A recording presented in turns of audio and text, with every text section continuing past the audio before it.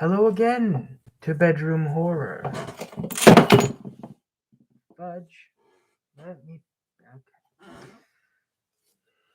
I got a new hat because it's Halloween and I think I need a hat. It might be a bit more festive, make things a bit more stomachable. Hopefully, the hat is working. Well, I wasn't able to finish it yesterday, so let's keep going. We're on page 26. So whatever. We'll keep going. The president himself, subject to the same shortcomings and unquestionably fond of them, nay, no one else, despite her allurements, could have put up with Julie. Serval, however, was mad about her. His most divine pleasures were gathered upon that stinking mouth. Okay, to plunge into delirium, blah, blah, blah. Okay, so Serval likes this woman because her mouth is really gross, but everything about her is nice and clean and all that. But he likes her because of her mouth. Wonderful. Despite his proportions, the Duke had sported with his daughter, but he had to wait until she was 15. Even so, had not been able to prevent Julie from being considerably damaged by the venture. Indeed, so much so that eager to marry her off, he had been forced to put a term to bowling of this variety, and to be content with delights less dangerous for her, but at least as fatiguing. Julie gained little by gaining the president, whose chicken, as we know, was exceedingly thick, and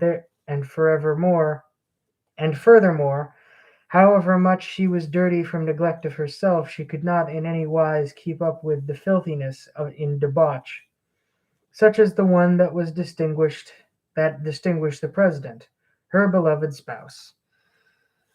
No matter how disgusting these girls are, they're nowhere near disgusting as the friggin' noblemen.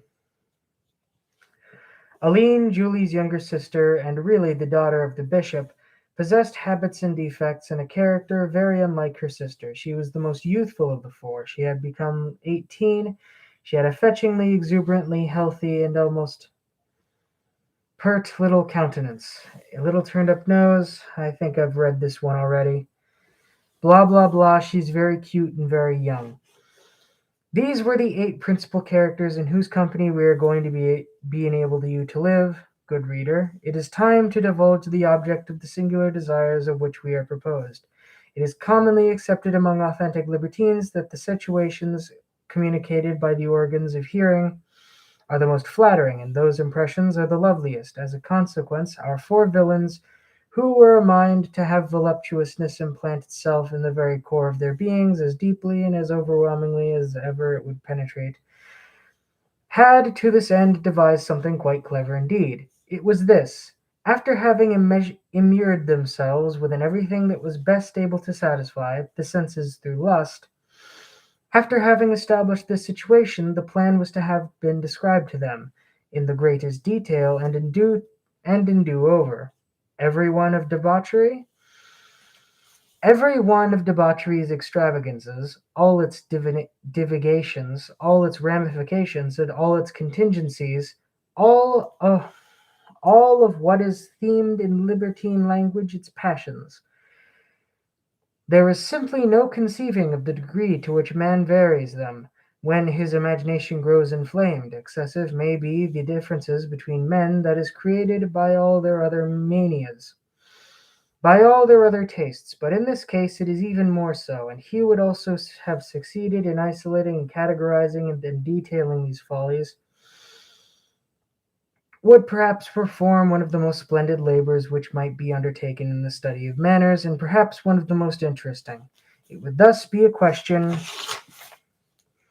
of finding some individual capable of providing an account of these excesses, then of analyzing them, of extending them, and itemizing them, of graduating them, and running a short through it, to provide coherence and amusement. Such was the decision adopted.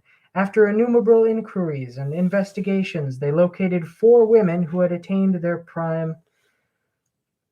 That was necessary. Experience was the fundamental thing here. Four women, I say, who, having spent their lives in the most furious of debauch, had reached the state where they could provide an exact account of all of these manners. And as care had been taken to select four endowed with a certain eloquence and a fitting turn of mind after such discussion, recording and arranging all four were ready to insert each into the adventures of their lives. Okay, so this is the four women of the night, basically. They're finding them so that they can be inspired by their stories to do evil shit in the future. And to do so in such an order as to place them in pace with the first, for example, would work into the tale of her life's activities, the 150 simple passions, and the least esoteric of these ordinary deviations. The second, within the same framework, an equal number of more unusual passions, involving one or more men with one or several women.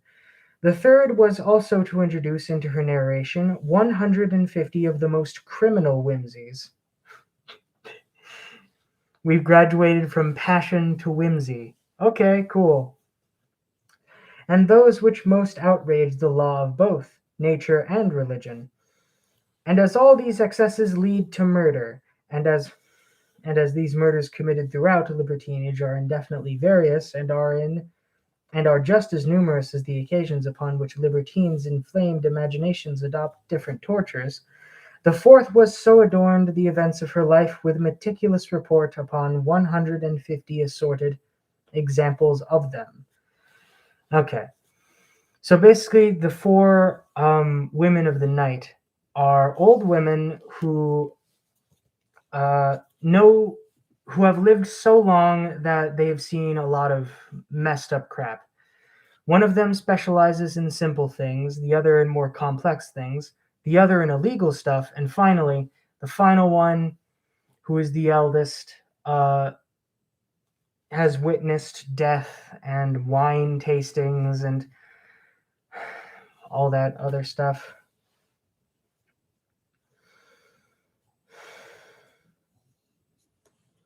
In the meantime, our libertines, surrounded as at the onset I indicated by their wives, and also by the other objects of every kind, to pay close heed, where to be mentally heated, and where to be ended by extinguishing, by means of either their wives or those various objects, the conflagration the storytellers were to have lit. There is surely nothing more voluptuous in this project than the luxurious manner wherein it is carried out, and they are both this manner and these several recitations which are to compose this story. Wherewith, having said this much, I advise the over modest to lay my book aside at once. Really? You're warning us now? You just explained how four men marry each other's daughters and a bunch of other messed up and evil things. And you're giving us this warning now. Okay. Lay my book aside at once, if he would not be scandalized, for 'tis already clear there's much of the chaste in our plan, and we dare hold ourselves answerable in advance that there'll be less in this execution. Insomuch as the four actresses we have been speaking of play a most essential role in their memoirs. We believe, even were we to have to beg the reader's forgiveness therefore, we should still feel obliged to describe them.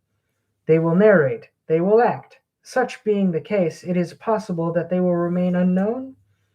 Banish all expectations of beauties portrayed, although they were doubtless in the plans provisioned for employing these four creatures physically as well as morally. Be that as it may, neither their charms nor their years were the deciding factors, but rather their minds and their expertise. Only that counted, and which what regards the latter, our friends could possibly have made better choices. Madame Duclos was she to whom they entrusted relating of the 150 simple passions. The woman who went by this name was 48 years of age, still in fairly good health, and preserving the vestiges of her beauty. She had very handsome eyes, exceedingly fair skin, and one of the most splendidest and plumpest donkeys that could ever favor your gaze. A mouth both clean and fresh, superb melons, and pretty brown hair, a heavy figure, but a noble one, and all the looks and tone of a brilliant lady of the night. She had spent her life as she be observed in places and under circumstances where indeed she had been obliged to study. What she is going to relate, and to see her was to realize she must have gone to the task with wit and verse, and ease and interest. Madame Campvy was a tall woman of about 50, slender, well made, having the most voluptuous quality in her look, and bearing a faithful devotee of Sappho. Ah, so she's a lesbian. Okay. She had the kind of expression even in her slightest motions, in her simplest gestures, and in her least words. She had ruined herself for the sake of keeping girls, and had it not been for this predilection to which she gratefully sacrificed everything she was able to earn abroad, she might have been comfortably well to do. For a long time she had been in public service, and during recent years had been making her way as an outfitter in her turn, but had confined herself to a limited practice, her clients being reliable rake hells of a certain age. Rake hells, damn.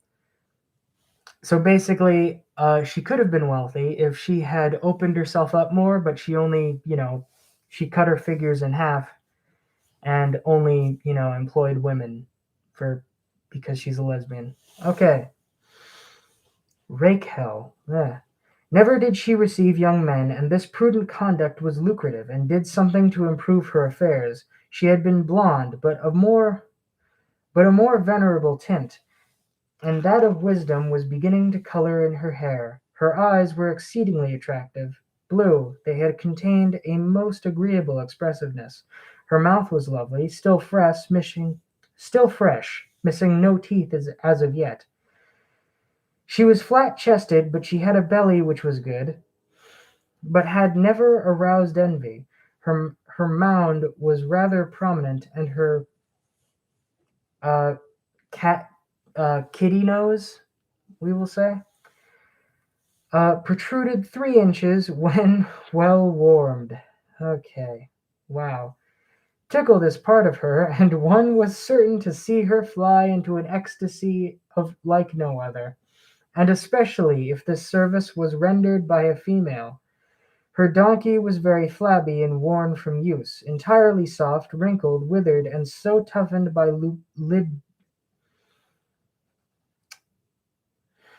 the uh, something libidinous,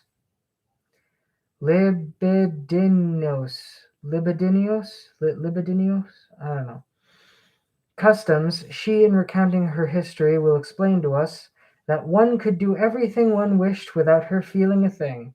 One strange and assured very rarely One strange and assuredly very rare thing, above all in Paris, was that she was as much a maid on this side as a girl emerging from a convent, and perhaps had it not been for the accursed part she put to use with people who dared for nothing but the extraordinary, and whom, consequently, that side pleased, perhaps, I say, had it not been for that part, this singular virginity might have perished with her.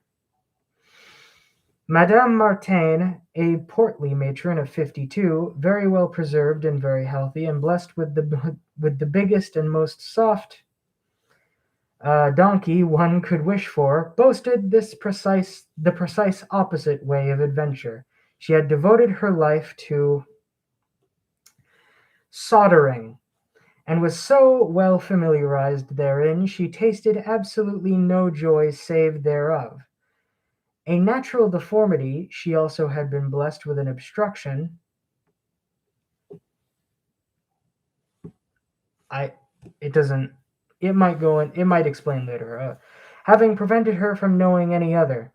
She had given herself over to this kind of pleasure, which led to it both by her inability to do so and anything else, and by her habit. This book likes to repeat itself, doesn't it? In consideration of which she clung fast to this lubricity, wherein 'twas declared she was yet delicious, ready to brave come what might, dread nothing. The most monstrous engines were as naught to her, in fact such were the ones she preferred, and the sequel to these papers will still perhaps reveal her still living valorous flight beneath the standards of Sodering, as the most intrepid of female solderers, I guess. I can't say that. Her features were gracious enough, but signs of languor and decline were beginning to mar her attractions. But for the plumpness sustaining her yet, she might have been thought time worn and frayed. As for Madame de Granges, she was vice and lust personified. Tall, thin, 56, ghostly pale and emaciated, dead dull eyes, dead lips, she offered an image of crime about to perish for lack of strength. She had once upon a time been brunette. There were some who even maintained that she had had a beautiful body. Not long thereafter it had become a mere skeleton, capable of inspiring nothing but disgust.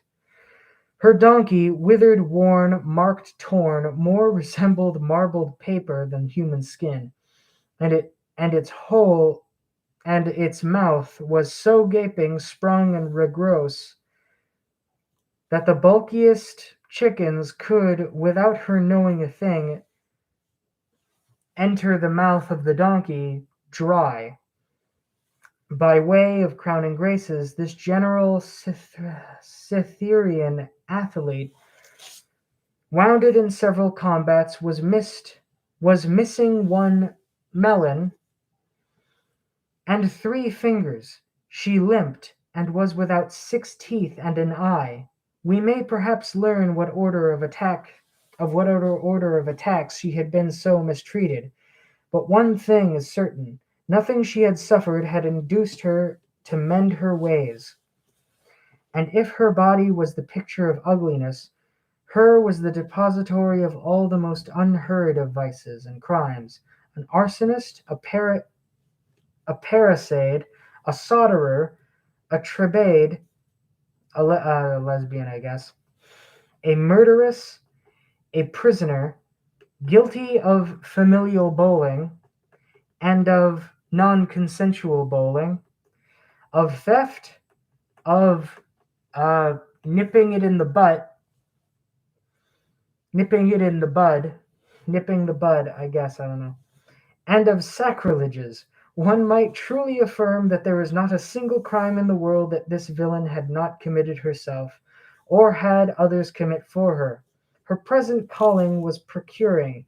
She was one of the society's most heavily titled furnishers, and as too much experience, she had joined a more or less agreeable prattle. She had been chosen to fill the role of the fourth storyteller, that is to say, the one in whose story the greatest number of infamies and horrors were to be committed. Who better than a creature who had performed them all could have played this part? These women once found, and found in every article to be such as what was desired, the friend turned their attentions the friends turned their attentions to their accessories. Here we go. They had from the outset planned to surround themselves with a large number of lust-inspiring objects of both sexes.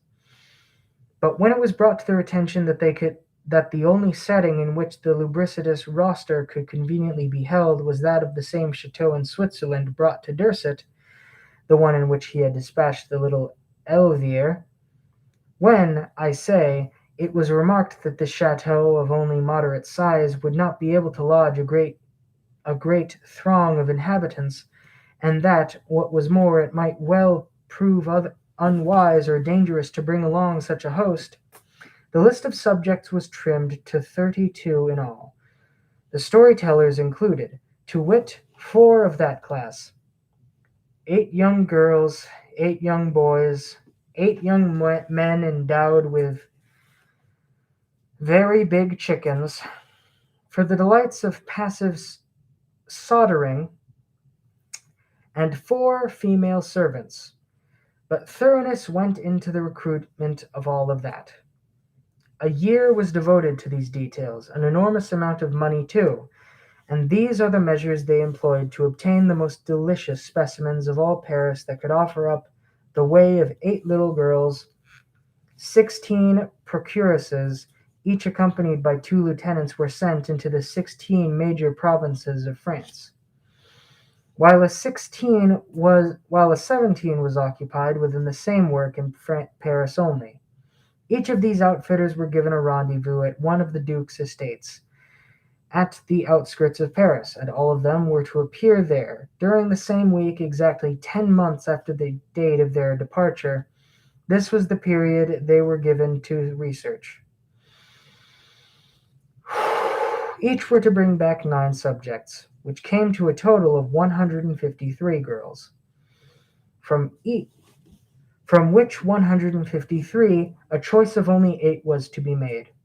The procuresses were instructed to emphasize high birth, virtuousness, and the most delicious visage possible. They were able to conduct their researches so as to draw material chiefly from eminent families, and were not to hand over any girl without being able to prove that she had been forcibly abducted, either a convent housing personalities, from either a convent or from the home of a family, and that family of distinction. Whatever was not superior to the class of the bourgeoisie, and what from these upper classes was not both very virtuous and wholly virgin and implacably beautiful, would be refused without mercy. Spies were posted to survey these women's proceedings, and to supply the society with exhaustive and prompt reports of what they were doing. So they're kidnapping little girls. And they have to be very high class, or of course, it won't be as fun, would it? For each suitable subject were found, they were paid 30,000 francs. The agents, assuming all expenses, the costs were incredible. With respect to age, it was fixed at from 12 to 15, anything above or below or between the pitiless rejected. At the same time, under identical circumstances, and with the same means at the same expense, 17 ages of Sodering likewise scored the capital, and the provinces in search of little boys, and their rendezvous was set to propose henceforth to designate as the bowlers. Yes, we will say that. The size of the chicken was the sole criterion. Nothing under 10 or 11 inches long by 7 or 8 around was acceptable. You're not gonna find sizes like that, bro. Let me tell you. You ain't finding that shit nowhere. And you're especially not gonna find 8 dudes like that in fucking Paris. Alright? While the story of how these selections were made and received is not our foremost concern, it might not be inappropriate at this point to insert a word on the subject in order to bring out a little more of our 4 heroes' genius.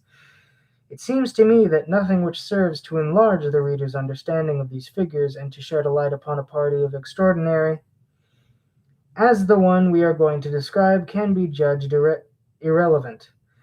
The time for the assembling of the little girls having arrived, everyone emerged upon the Duke's estate. Some few procedures having been unable to fulfill their quota of 9, some others having lost their charges en route. Either by illness or flight, only 130 of them were present at the rendezvous. But what charms, great God! Never, I believe, have so many charms been seen gathered together in one place. 13 days were given over to this examination, and each day 10 of them were inspected.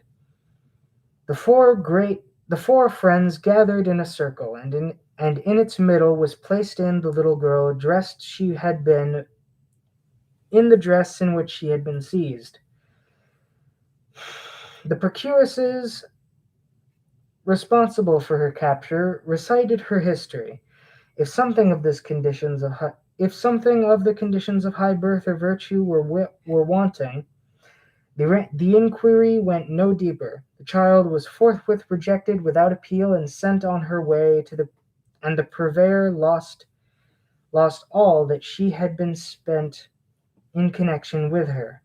Next, having provided all the vital particulars, the procuresses was asked to retire, and the child was interrogated in order to determine whether what had been alleged were true. If all seemed well, the procuresses were called in again, and she lifted the girl's skirts from behind to expose her donkey to the group. She was the first thing in it wished to examine. The slightest defect in this part was grounds for immediate rejection. If, on the contrary, naught were amiss here, she was ordered to strip, or was stripped, and left naked. She passed and passed again 5 or 6 times or over. From one of our libertines to the other, she was turned about, and she was turned the other way.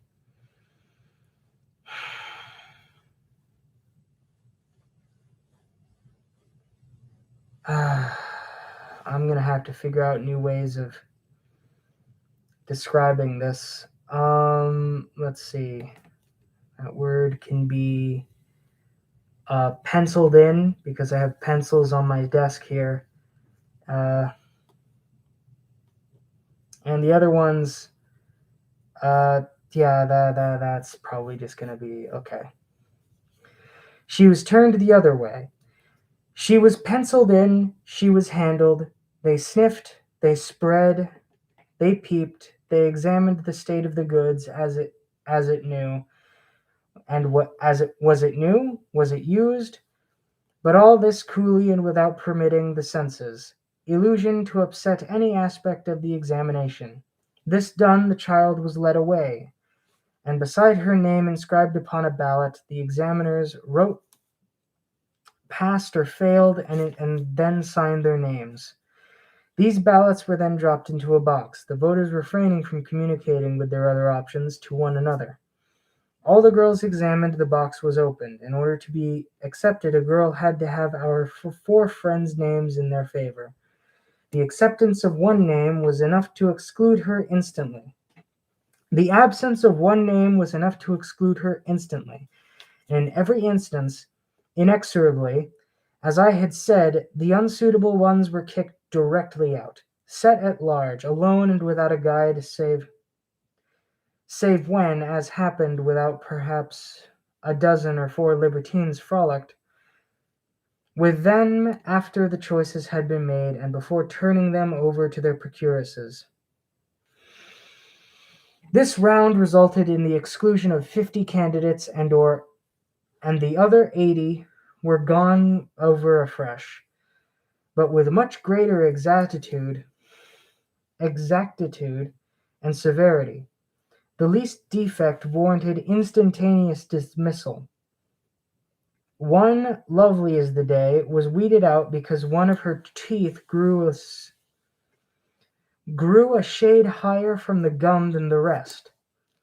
More than 20 others were refused because they were daughters of nothing better than bourgeoisie.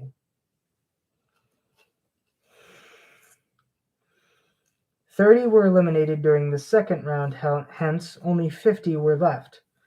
The friends resolved not to continue the third round until having first being relieved of some bowling pins through these 50 aspirants' own ministry. This, in order of the senses, perfectly calm, could ensure saner and sounder choice. Each of the quartet encompassed himself by a team of 12 or 13 children. Members of each of them adopted varying attitudes. Team were shifted. Everything was brought off with such dexterity. There was, in a word, so much lubricity in the flowing of bowling pins. Temperatures subsided, and another 30 disappeared from the race. 20 remained, and that was still a dozen too many. Further expedients to procure calm were resorted to. Every means. Okay, so. Okay, so. No, I'm not going to explain this. Screw you. You know what's happening.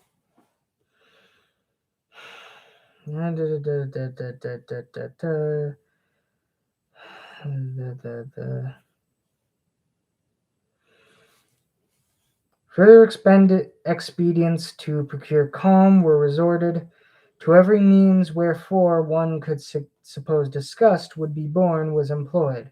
But the 20 still remained, and now might one have been subtracted from the other. Of creatures so wonderfully celestial, you would have declared that they were the very work of divinity. Equal in beauty, something else had to be discovered which could at least award 8 of them the same kind of superiority over the 12 others, and what the president then proposed was worthy indeed of all the disorder of mind that made so no difference. The suggestion was accepted.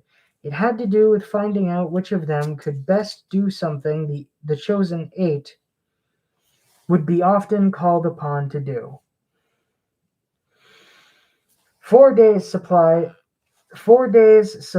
amply to decide this question, and at least 12 were given their leave, but not blankly as in the case of the others. They provided a week's complete and exhaustive amusement.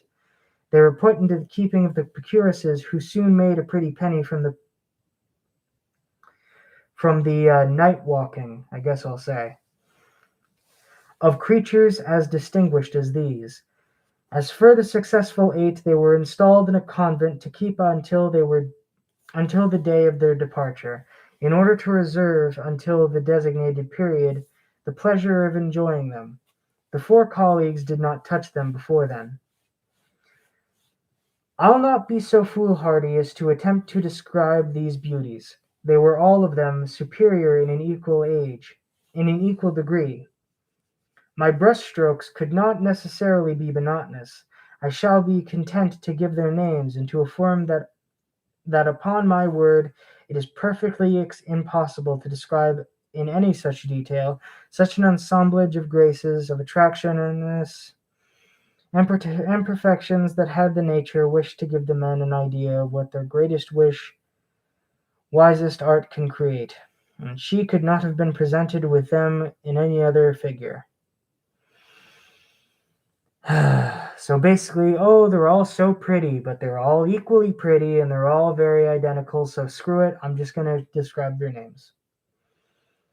The first was named Augustine. She was 15 and the daughter of Languedoc Baron, of a Languedoc Baron, and had been kidnapped from a convent in Montpellier.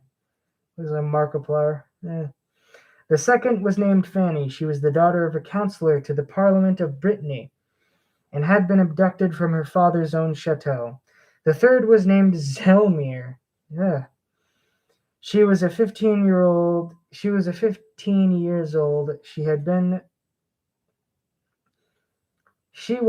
Comte de Terville's daughter, and he idolized her. He had taken her hunting with him on one of his estates in Bermere, and having left her alone in the forest for a moment, she had been pounced upon at once. She was only a child, and with a dowry of 400,000, was the following year to have married a very great lord. It was she who had wept most and grieved at the horror of her fate. I would think so. Honestly, I'd do everything in my power to die as soon as possible if I was taken by these people. The fourth was named Sophie. She was 14 and was the daughter of a rather well-to-do gentleman who lived on the estate in Bury. She had been seized while on a walk with her mother, who, seeking to defend her, was flung into a river where she expired before her daughter's eyes. So they just killed this girl's mother before her. Damn. The fifth was named Columbine. What? Columbi. Colimbe. I have no idea what the hell that says. She was from Paris, the child of a councillor to Parliament. She was 13 and had been kidnapped while returning in the evening to her convent with a governess after leaving a children's ball. The governess had been stabbed to death. The sixth was named Hebe. She was 12, the daughter of a cavalry captain, a nobleman who lived in New Orleans. Oh, a nobleman who lived in Orleans. I'm too America-centric for this book. The youngster had been enticed and carried away from the convent where she was brought up. 2 nuns had been brought. You could not hope to find anything more seductive or sweeter. Fuck you, sod.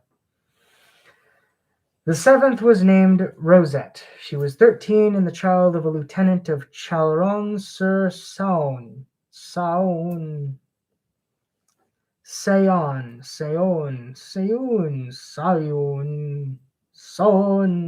I have no idea.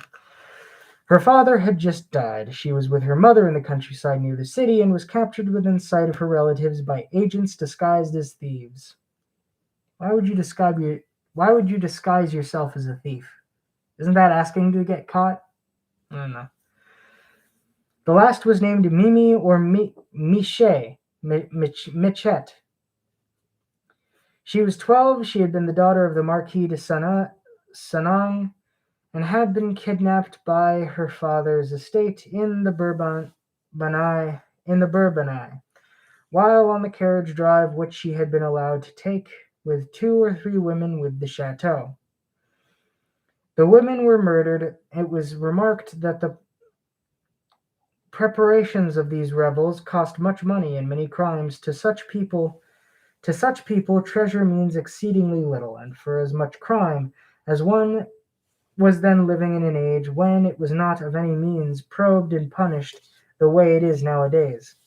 Hence everything succeeded, and so prettily that the inquest amounting to virtually nothing at all, our libertines were never troubled by consequences. The time drew nigh for the examination of the little boys. Of course it gets worse. Easier to obtain. Their number was greater. I'm just going to call them scorpions. The scorpions produced 150 of them, and it was surely to be no exaggeration. I am an itchy man. F this mask. Meh. I'm constantly reminded of the house that Jack built while reading this. Mainly because I just want the Marquis de Sade to be in hell right now. Like, that's the only thing I can hope for, if there's any justice in this world. The scorpions produced 150 of them, and it was surely to be of no exaggeration if I affirmed that at least equaled the little girls as much as their innocence and their elevated rank. The 30,000 francs were paid to each of them, the same sum giving for the girls, but the entrepreneurs risked nothing because the game being more delicate and far more of the taste of our epicures, it had been decided that no one would put in danger of losing his expenses, that while the lads with whom it was impossible to come to terms would be rejected. It had been decided that no one would be put in danger of losing his expenses, And while the lads with whom it is impossible to come to terms would be rejected, as they would be put to use, they would also be paid for. Their examination was conducted like that of the girls. 10 were verified each day, but with the very wise precaution which they had little that they had been a little too much neglected by the girls, and with the precaution, I say, of always preceding the examination by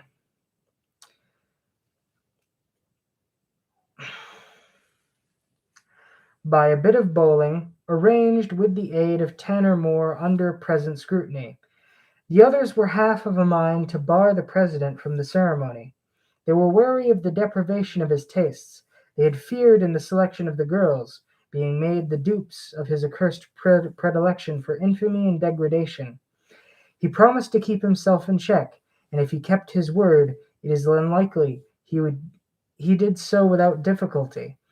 For when once a damaged or diseased imagination becomes accustomed to these species of outrages against good taste in nature, outrages would so deliciously flatter.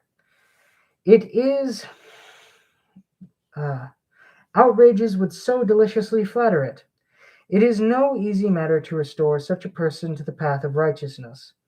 It seems as if the desire to satisfy his long displaces soon reason in his judgment, scorning what is truly beautiful, no longer cherishing what is so frightful, desires pronouncements corresponding to its criteria, and to the return to truer sentiments would appear to him to be wrong done by the principles whence he would be sorry to stray. It's just whatever, he's messed up, I don't care. 100 hopefuls were found unanimously approved when the initial seances were over, and these decisions had been over 5 times reconsidered in order to arrive at the small group alone at the accepted. Thrice in succession, 50 survived the balloting, and of them, to reduce that number in the stipulated 8, the jurors were completed to resort to unusual measures in order somehow to lessen the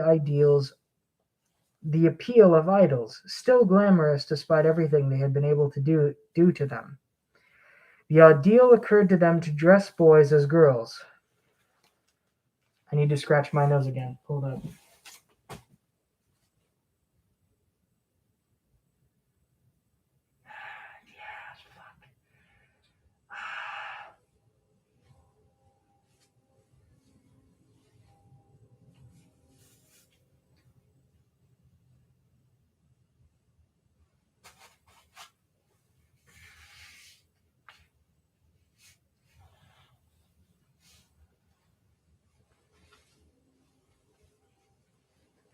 Maybe I should just do the whole video like this.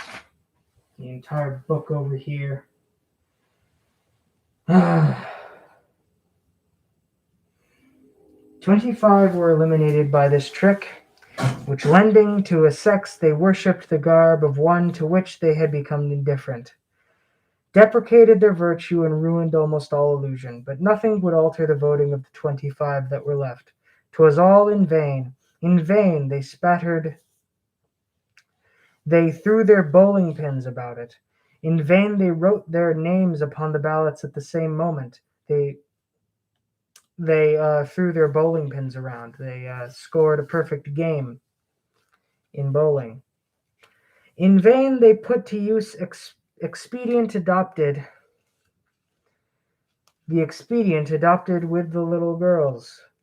The 25 proved irreducibly each time, and at the last they agreed to have them draw lots. Here were the names of the lucky few who remained, their age, their birth, and a word or two about their adventures. Their portraits I cry off. Cupid's own features were surely no more delicate, and the models Albany sought, from which to choose traits of his divine angels, must have been inferior by far. Zelimir was 13 years old. He was the only son of a gentleman out of Puito, and who had been bringing him up with the greatest care. Escorted by a single domestic, he had been sent to Puito to Poitiers to visit a kinsman who our rogues ambushed, slew the domestic, and made off with the child. Cupidon was the same age. He had been a pupil in the school of La Fleche, and he was the son of a gentleman dwelling in the vicinity of that own town. A trap was laid for the boy. He was kidnapped while on an outing with the students used to take on Sundays. He was the prettiest pupil in the entire college. Narcissa was 12. He was a knight of Malta. He had been abducted in Rouen, where his father filled an honorable post compatible with his nobility. The boy was en route to the College de Louis le Grand at Paris. He was waylaid and seized while on the road. Zephyr was the most delicious of the 8. It was being supposed that their excessive beauty might allow the possibility of a choice. Was from Paris. He was pursuing the studies there in a famous pension. His father, a ranking officer, did all in his power to get his son back, and failed. Money had seduced the headmaster at the school, who delivered 7 specimens, of whom 6 were refused. Zephyr had set the Duke's head to spinning, and the latter protested that there had been a cost of millions to bowl with the boy, and he might have paid it in cash on the spot. He reserved to himself the lad's initiation, and it was generally granted upon him. O tender and delicate child, what disproportioned and what a faithful fate awaited in store for you. So this kid is screwed, apparently. Celadon was the son of a magistrate of Nancy. He was captured by the Luneville, whither he had gone to visit his aunt. He had attended his 14th year in the chase of a girl who had been used as bait in the trap. Celadon and she were introduced. The little wench drew him to the snare of feigning love for him. He was neglected chaperone, and the stroke was successful. So they employed a woman to, fall in love with him, and he, followed her to the thing. Adonis was 15. He was ravished by Plesis, where he was enrolled in the school. He was the son of a judge, and the assize courts, who raised a great hue of cry, but all to no avail. The capture was so nicely planned that no one knew of it. Serval, who had been mad about the child for 2 years, had made his acquaintance at his father's house, and it was he who had supplied the means and information necessary to debauch him. The others were greatly surprised to find such a sensible good taste in a head so depraved as Serval's, and he was profited from the event to show his colleagues what was so plainly to see. He could boast it sometimes, fine palate. The child recognized him and fell to weeping, but the president consoled him with the assurance that it would be him who would befall the deflowering. And while uttering these comforting words, he wobbled his enormous chicken, against whose frail, small donkey Serval asked the assembly for the boy. His request was unopposed.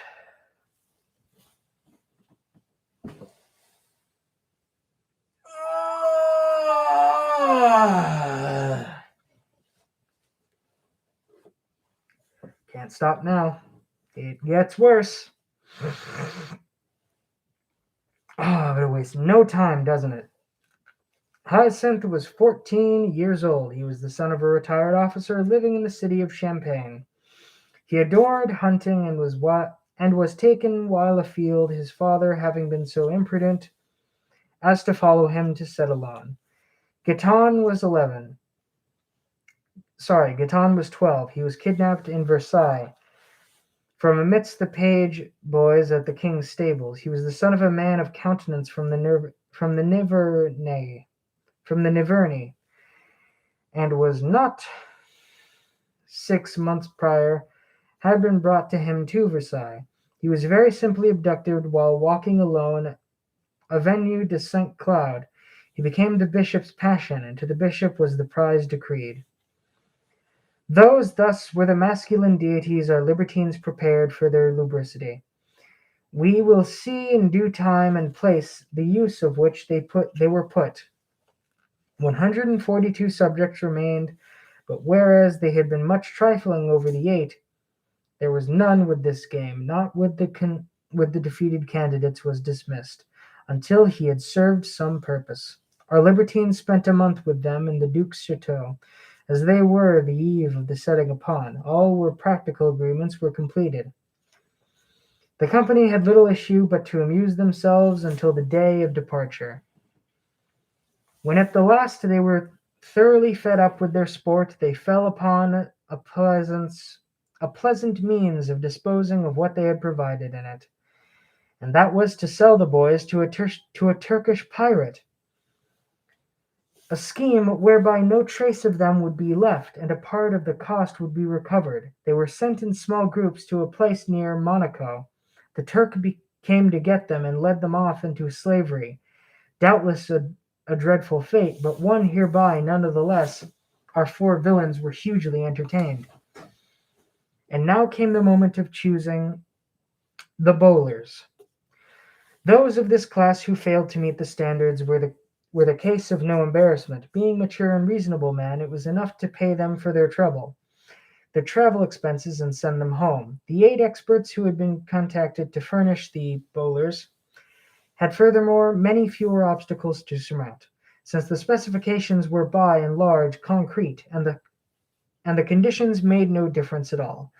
Thus it was 50 came to the rendezvous, from amongst the 20 biggest, and 8 youngest and most attractive were singled out. And since in the sequel mentioned, all almost never be made, save for the 4 biggest of the 8, I shall restrict myself to naming these. Hercule was a boy hewn in the image of God, whose name he was given. His 26 years of age had endowed him with a chicken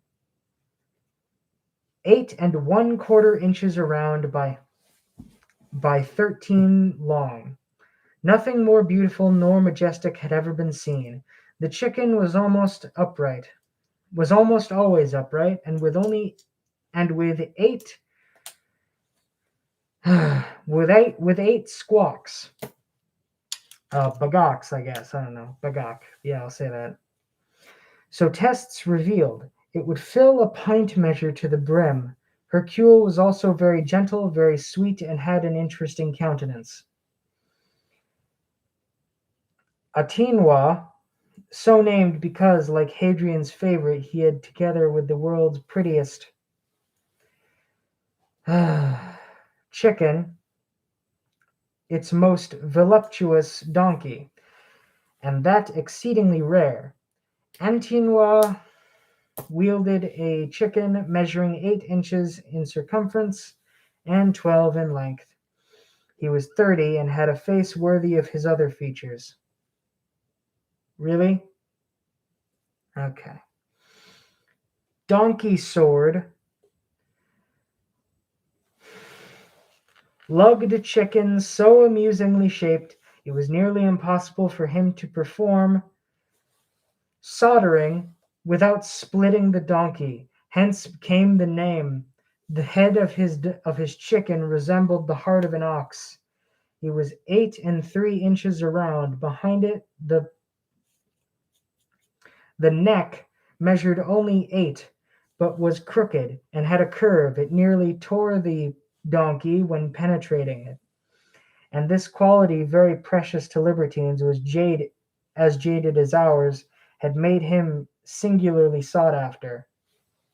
Invictus, so named, no matter what he did, his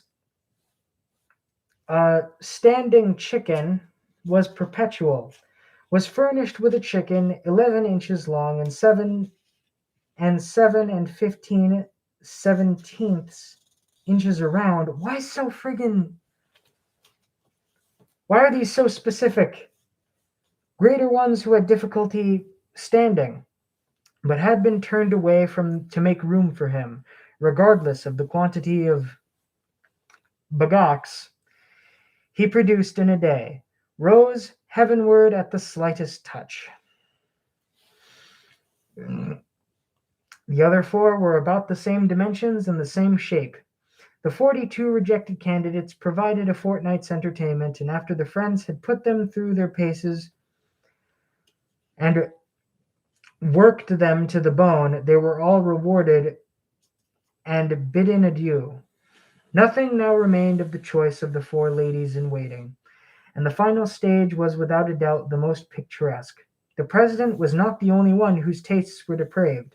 His friends, and especially Dorset, were indeed a little tainted by his accursed, crapulous, and debauched mania, which caused one of the greater, more piquant attractions in an old, disgusting, and filthy object that was nature fashioned as divinely. Explaining this fancy would probably be difficult, but it exists in many people. Nature's disorder carries with it a kind of string which operates upon the high-key notes sort with perhaps as much and more force than to do her most regular beauties. It has been proven, moreover, that when one's small chicken is aloft, it is horror, villainy, and appalling that pleases. Well, where are they that emphatically present that invited object? If 'tis the filthy thing that pleases the lubricious act, then certainly the more filthy the thing, the more it should please, and it is surely much filthier in the corrupted than it is the intact and perfect object. No, as to that there is no doubt. Furthermore, beauty belongs to the sphere of the object. The ordinary, whilst ugliness, and something extraordinary, and there is no question but that every ardent imagination prefers in lubricity the extraordinary to commonplace. Beauty, health never strike one in the same way. Ugliness, degradation deal a far stouter blow. The commotion they create is much stronger. The resultant agitation must henceforth be more lively in the light of this all. There should be no cause for astonishment in the fact that the immense crowd of people prefer to take their pleasure with an aged, ugly, and stinking crone, and will refuse a fresh and pretty girl. No reason to be astonished by that. I say that a man who is this promenades prefers the mountains, arid and rugged terrain to the monotonous pathways of the plains. All these manners descend upon our tastes in this connection, than in our power to alter the form of our bodies. Be that as it may, such as I have said was the dominating taste of the president, and to tell the truth, the taste which came near predominating in his three confreres, for when it came to choosing female servants, their views were identical, and we are about to see from which choice that had been making bespoke the constitutional disorder and depravation which we have just alluded. The most painstaking search was initiated in Paris. The creatures needed to be finally located. However loathsome may be their portraits, the reader will none the less permit me to draw them. But I do so essentially to respect a manners and a location which are the principal aims. Marie was the name of the first one. She was the servant of the adorned Abrigand, of the notorious brigand quite recently put to death on the wheel. Whipping and branding had been her penalty. She was 58 years old and had almost no hair left. Her nose stood askew. Her eyes were dull and rheumy. Her mouth large and filled with her 32 teeth. Yes, they were all there, but all were yellow as sulphur. She was tall, raw-boned, having whelped 14 children, all 14 of whom said she'd strangled from fear. They'd turn out ne'er-do-wells. Her belly rippled like the waves of the sea, and one of her buttocks was devoured by an abscess. I should have said donkey. I don't care at this point. The second was known as Louison. She was 60, stunned, hunchbacked, blind in one eye and lame. Why would you choose these women as friggin' servants? That's what I want to know. Can they stand? Can they walk? Can they work?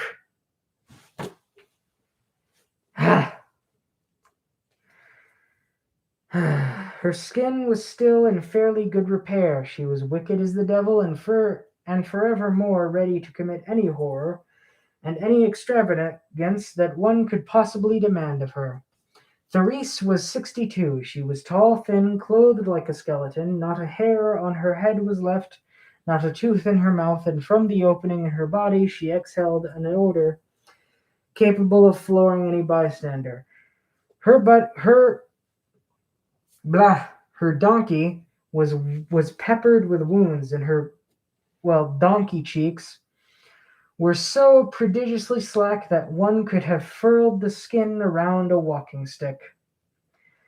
The mouth of the donkey was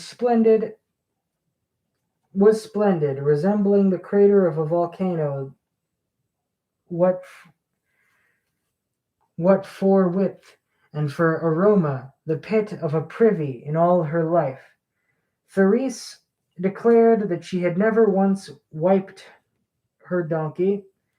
Hence, we have proof positive that the chocolate of her infancy yet clung there.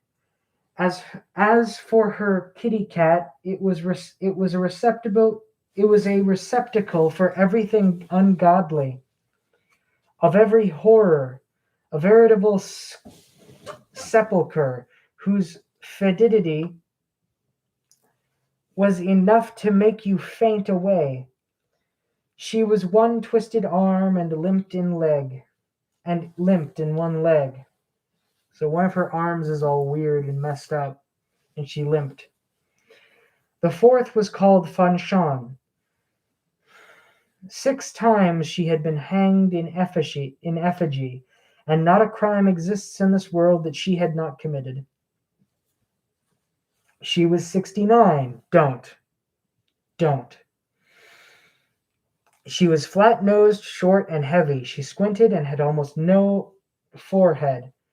Had nothing but 2 old teeth in her stinking mouth that were ready to fall out. A something was over her donkey. Let me look. Let me look at what this means. I am tired of seeing words that I don't know the meaning of.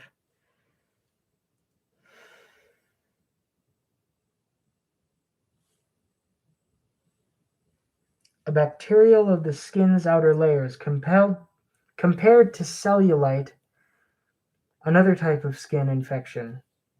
More layers of skin. Oh, okay. So, yeah. Wrinkly skin blazed over her donkey, and hemorrhoids the size of your fist hung from her donkey's mouth. A frightful chanchure consumed her kitty cat. I don't want to know what that is. I do not want to know what that is. I am not looking that up. And had one of her thighs had been entirely burned. She was dead drunk 3/4 of the year, and in that condition, her stomach being very weak, she vomited over everything. Despite the dispatch, F-O, I think it's supposed to be like 4 or something, but they didn't. 4 hemorrhoids adorning it. Her donkey's mouth was naturally so large that all unawares she blew driblets.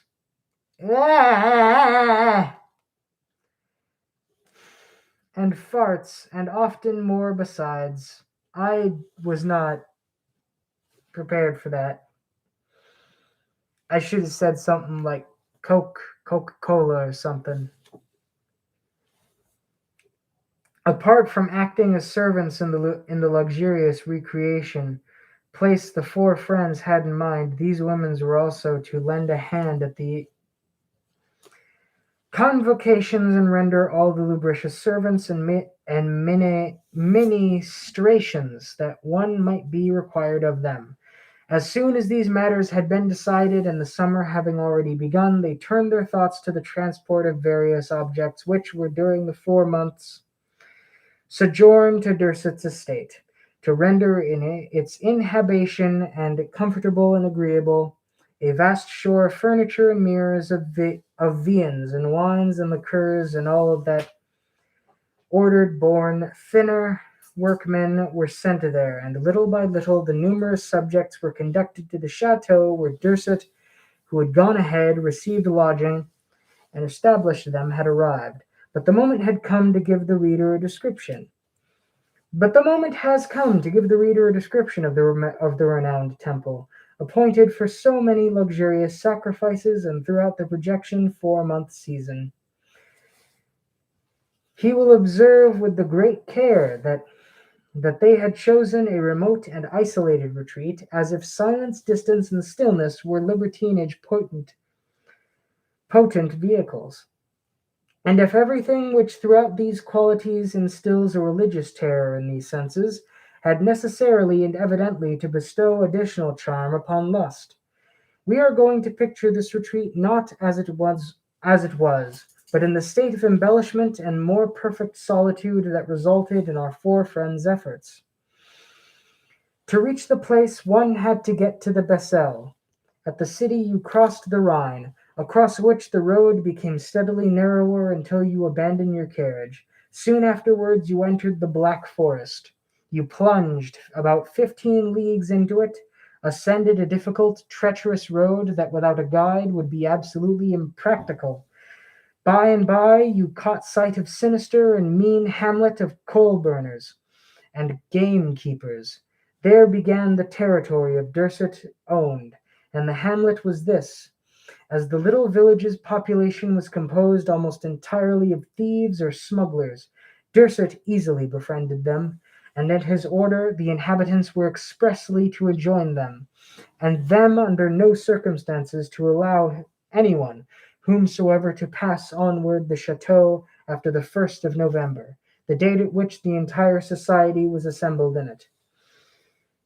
He distributed the weapons to his faithful vassals, granted them certain privileges which had been long soliciting, and the barrier was lowered. That done, and the gates tightly sealed, one will see by the following descriptions how difficult the access was silling. The name Dorset Chateau bore. So it's called Silling. So this is a very big castle. This entire book, or the rest of it, I guess, takes place in a massive castle. Having passed the village, you begin to scale a mountain almost as high as the Saint Bernard, and infinitely more difficult to ascend, for only the way to reach the summit is by foot. Not the route is forbidden to pack mules, but such are the precepts which everywhere bore the one so narrow path that must be allowed, that you run the greatest danger if you ride. 6 of the mules upon the transported supplies and food perished, taking with them 2 laborers who had thought to mount astride them. 5 full horses are required to reach the top of the mountain, and there you come upon another extraordinary feature. Owing to the precautions that had been taken, became a new barrier too insurmountable that none of the birds might have overcome it. The topographical accident we refer to the crevice above 60 yards, which were splits the crest into northern and southern parts within the result. After having climbed up the mountain, it is impossible without great skill to go back down it. Dorset had united these 2 parts, between which a precipice fell to the depth of 1,000 feet or more, by a fine wooden bridge which had been destroyed immediately. The last of the crew had arrived, and from this moment on all possibility of communicating with the Chateau de Silling ceased. For cross the bridge and you come down into a little plain about 4 acres in area. The plain is surrounded on all sides by sheer crags rising to the clouds, crags which develop the plain within a faultless screen. The passage becomes known as a bridge plain path is hence the only one by which you can descend into or communicate with the little plain. The bridge removed or destroyed, there is not on this earth a single being or no matter of what species you may imagine capable of gaining this small plot of land level. And it is in this center in the place that you so well surrounded, solidly protected, that one finds Dursit's chateau. Yet another wall 30 feet high girds it. Beyond the wall, a moat filled with water and exceedingly deep defines a last tall and winding enclosure. A low and straight postern finally leads into the great inner court, around which all the living quarters are built, and they are very capacious, very well furnished thanks to the arrangements. Laterally concluded, one discovers a long gallery at the first floor, which it would have been remarked that the description I am about to give of the apartments corresponds not to what is in former times that may have been, but to the manner in which they had been regards to distributed in accordance with our libertines' common conceptions. From the gallery you moved into a very attractive dining hall, provided with buffets, shaped like towers, which communicating with the kitchen made it possible to serve the company in its hot food promptly and without the help of any waiters. From this dining hall, hung in tapestries, warmed by heating devices, furnished with ottomans, with excellent armchairs, and with everything which could have been possibly made it both comfortable and pleasing to the eye, you passed into a large living room, or salon, simple, plain, but exceedingly warm, and equipped with the very best furniture. Ascended to the room which was an accessible chamber, intended for the storyteller's narrations. This was, so to speak, the list of the projected jurists, the seat of the lubricious conclaves, and as it had been decorated accordingly, it merits something by way of a special description. Its shape was semi-cylindrical, set into the serving semicircular, sorry, set into the serving wall were 4 inches whose shapes were faced with the large monitors, and each had been provided with an excellent ottoman. These processes were so constructed that each faced the center circle. The diameter was formed by a throne, raised 4 feet above the floor, and with its back to the flat wall, with its intended for the storyteller. In this position she was not only well before the 4 inches intended for her auditors, but the circle being small was close enough to tell them to ensure their hearing every word she said, for she was placed like an actor in the theatre, and the audience in her niches found themselves situated as if observing a spectacle in the amphitheatre. Steps led down to the throne, upon which were sit the objects of debauchery brought in to soothe any sensory irritation provoked by the donkey throats. Sorry, recitals. I thought it said rectals. I wasn't about to say that, but I just did. What's the point of this? What's the point? I was on a roll there, by the way. You know, the worst part of a book like Aragon or Lord of the Rings or friggin' Earthsea is the best part of this book. Just hearing the description of an awesome looking castle that's on a tall hill. Because everything else is terrible. I just mm, mm, ah, pain. Pain. That's it.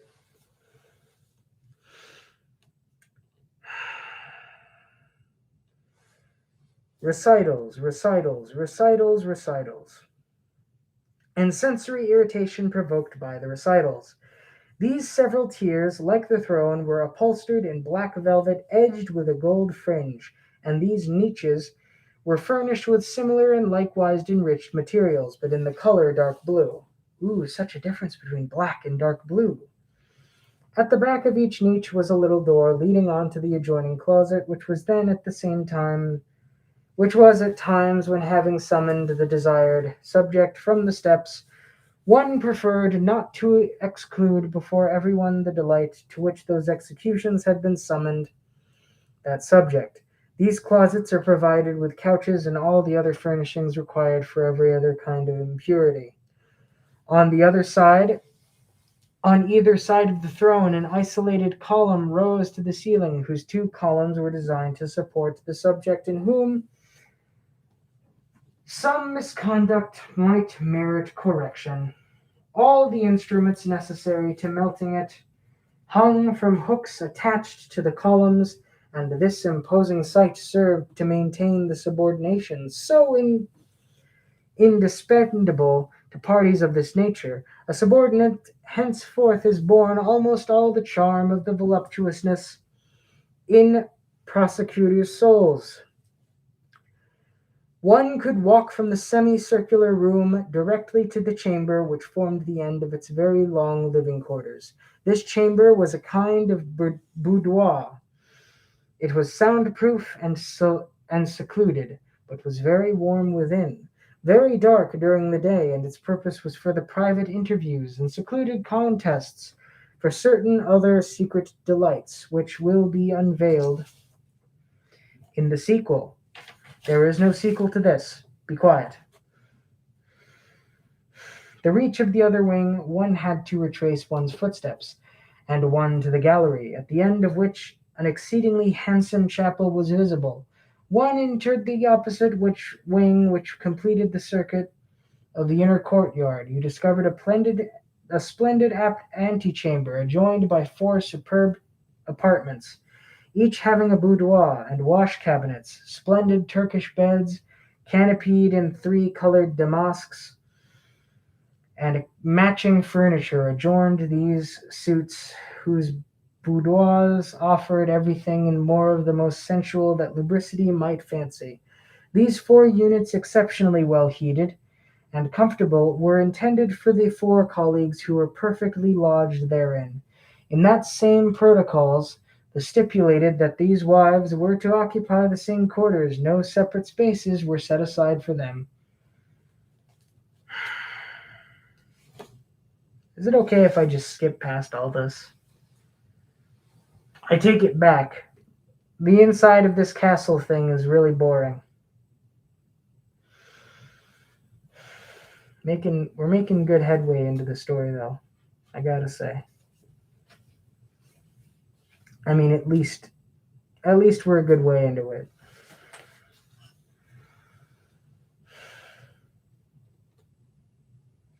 You know what? None of this is scary, so I'm just going to skip ahead a little.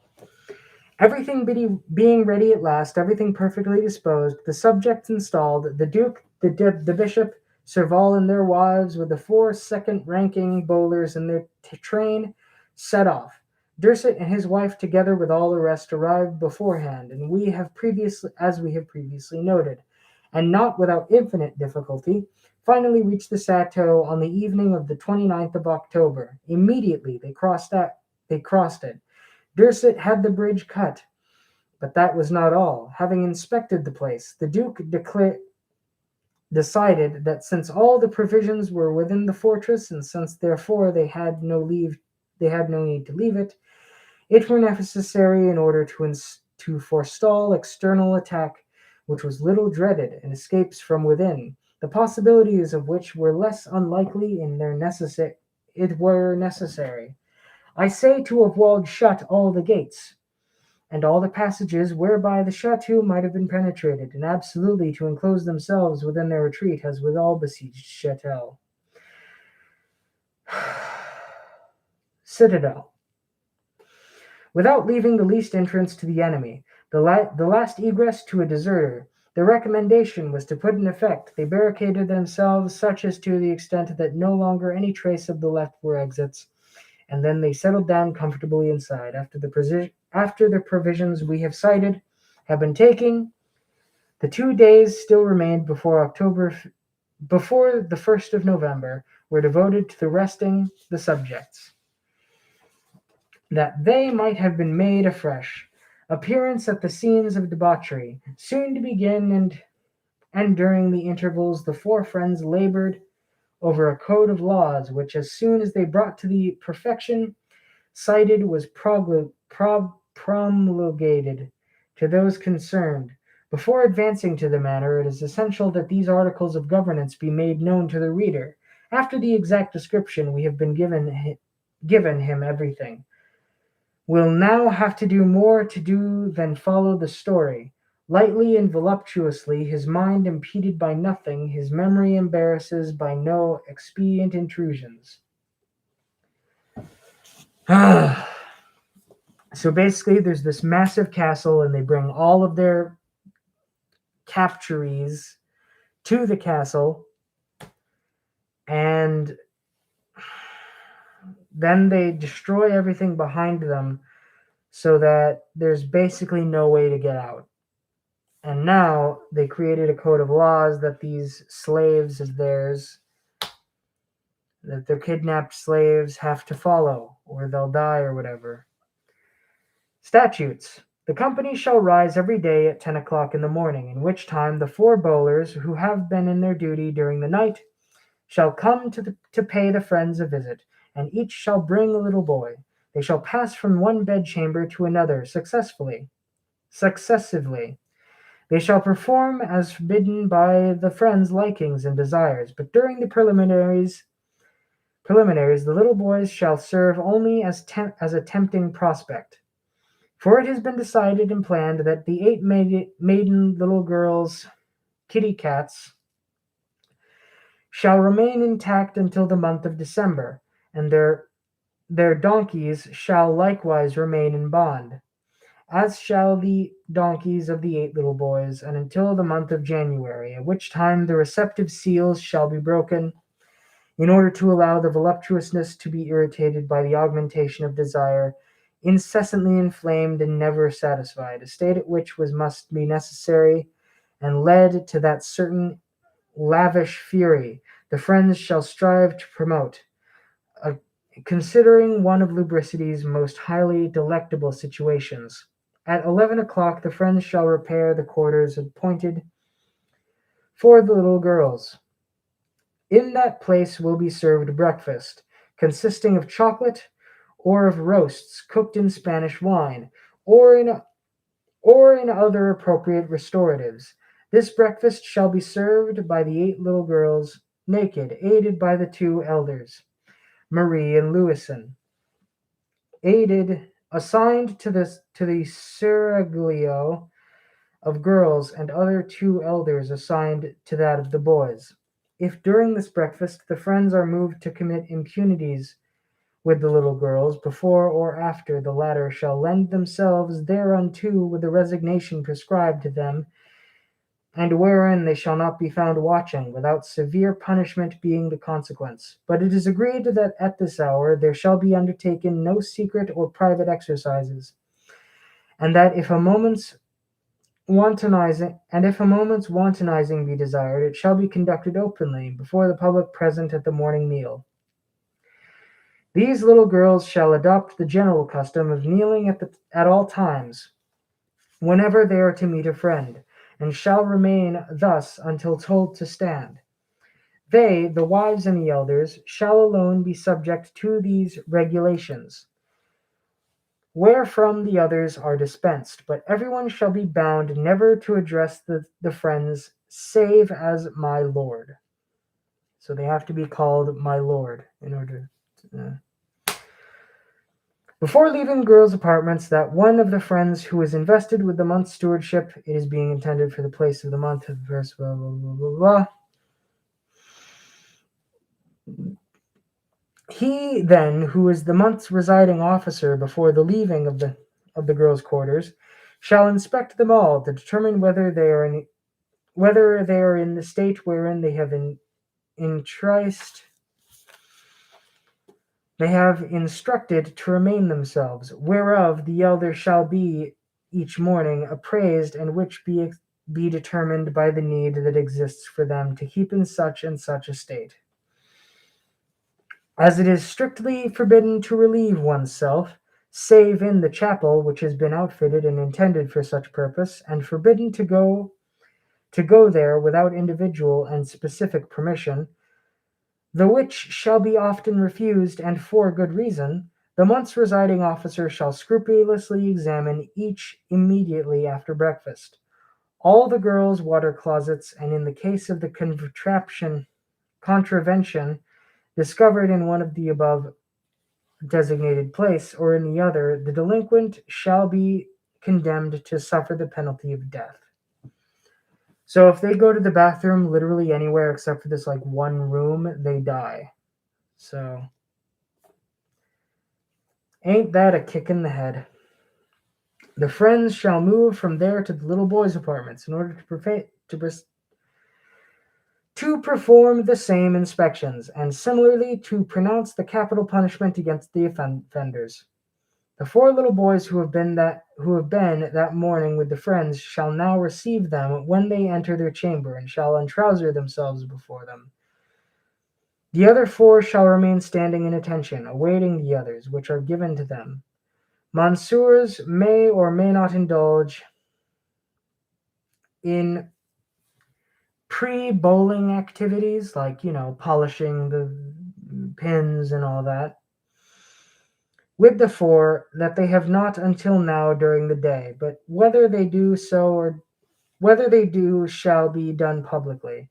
No immediate commerce shall be held at this hour. At 1 o'clock, those of the girls and boys of mature and young years who have been obtained permission to satisfy urgent needs, that is to say, the heavier sort, and this permission shall never be put to the sparingly accord, and at the most of the third of the subjects, these, we repeat, shall betake themselves to the chapel. Everything has been artistically arranged for the voluptuous defals falling under this head.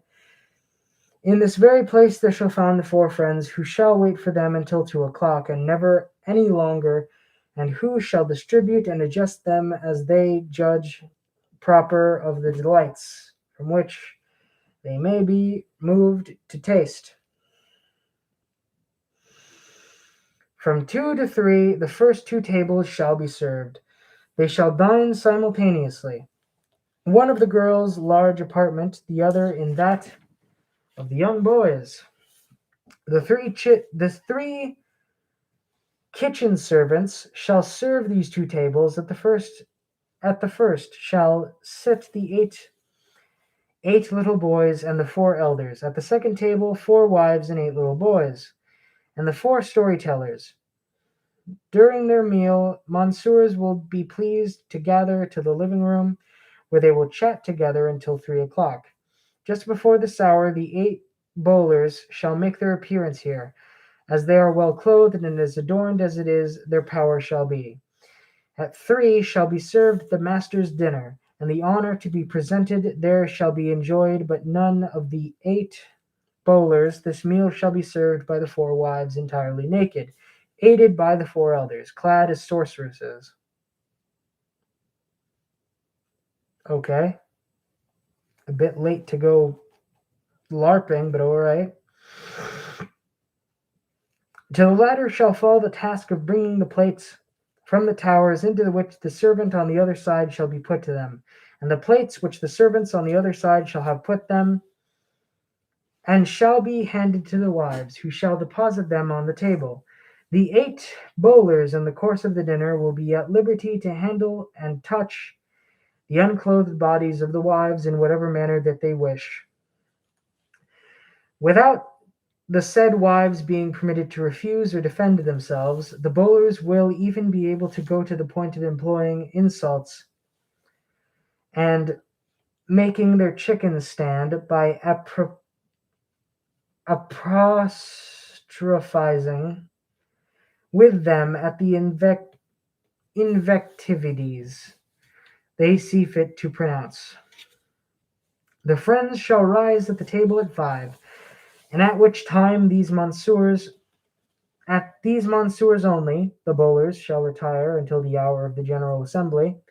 These monsieurs only, I say, shall pass into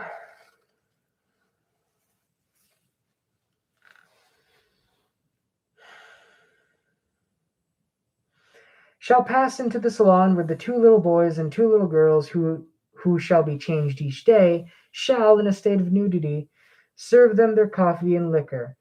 No shall it be at this point in the day's activities. Monsieurs shall permit themselves diversions and which might invigorate them. Conversation shall be limited to simple jesting. Shortly before 6 o'clock, the 4 children who have been serving shall withdraw and go promptly to dress themselves. At exactly 6, Monsieurs shall pass into the assembly chamber heretofore described. They shall each of them be repair to their respective alcoves, and following the distribution shall be observed by the others. Upon the throne shall be the storyteller. The tiers below the throne shall be occupied by the 16 children, so arranged that 4 of them, that is to say 2 girls and 2 boys, shall be situated directly opposite each niche. Each niche shall have been before. It says each niche twice. Like coutron, this coutron shall be especially allocated in the niche before which it is placed. The niches alongside have been occluded from making any claims upon it, and these quatraints shall be diversified each day. Never shall the same niche have the same quatrain. Each child in each quatrain shall have one end of a chain at artificial flowers secured to them, the other end of the chain leading to the niche, so that when the niche's proprietors wishes any given child in his quatrain, he has but to tug the garland, and the child shall come running and fling themselves at the master's feet. Above the quatrain shall be situated an elder, attached to the quatrain and responsive to the orders of the chief of the quadrant's niche. The 3 storytellers who are not on active service at Rontours during this month shall be seated upon a bench at the foot of the throne, assigned to no one, but yet ready to anyone's bidding. The 4 bowlers appointed to spend the night with the friends may be absent from the assembly.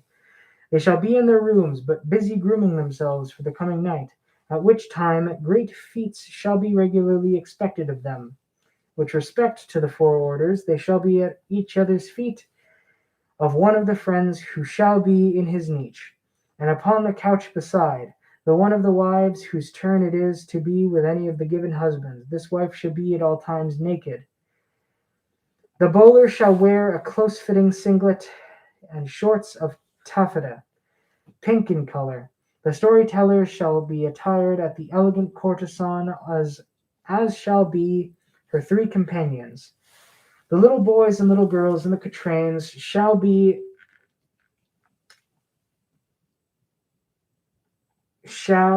always be differently and splendidly costumed.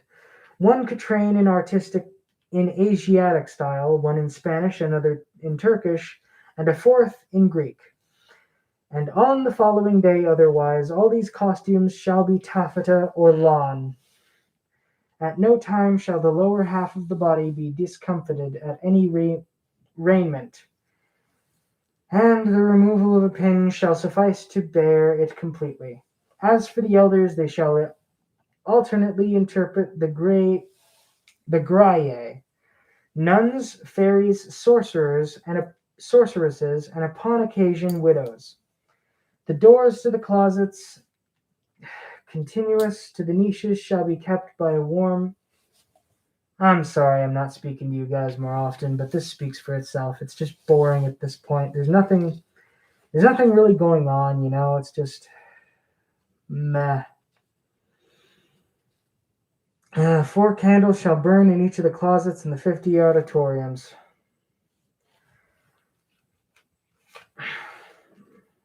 Punctually at 6 o'clock, the storyteller shall begin her story, which the friends may interpret at any point, interrupt at any point, and as frequently as they please. This narration shall last until 10 o'clock in the evening, and during this time, as its object is to inflame the imagination, every lubricity will be permitted, save, however, for which those might be prejudicial to the approved schedule of the deflowerings, which will be at times rigorously observed. Apart from this, monsieurs may be what they like with their bowler, wife, Katrine elder, and even with the storyteller in whom in if this whim moves them, and that either in their niche or their adjacent closet the narration shall be suspended for as long as the pleasures to him whose needs interrupt it continue.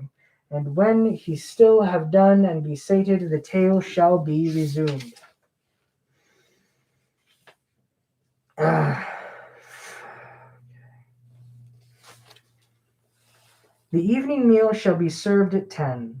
The wives, storytellers, and eight little girls shall, without delay, proceed to dine by themselves, women never being admitted to men's supper. And the friends shall soup with the 4 bowlers, not scheduled for duty, and with the little boys, aided by the elder, and the 4 other boys shall serve. The evening meal concluded, monsieurs shall pass into the salon for the celebration of what they are going to be called bowling tournaments. Everyone shall convene there. Both have been souped apart, and those who have been supped, I have no idea, I'm just going to say souped. With the friends, the 4 bowlers chosen for the night's service expected. The salon shall be heated to an unusual temperature and illuminated by chandeliers. All present shall be naked, storytellers, wives, little boys, little girls, elders, bowlers, friends. Everyone shall be pell-mell. Everyone shall be sprawled on the floor, and after the example of animals, small charge, small commingle, entwine, couple. Wow. Were all of these terrible words I shouldn't be saying? I'm sorry, it looked, I don't know, man. It looked like friggin' Chinese to me for a few seconds. Just what the hell? I thought I was having a stroke. Pertaining to bowling with family, pertaining to bowling with someone who isn't your wife, and pertaining to soldering. Deflowerings being at all times banned, the company shall give itself over to every excess and every debauch which may have best warmed the mind. When 'tis time for these deflowerings, it shall be. I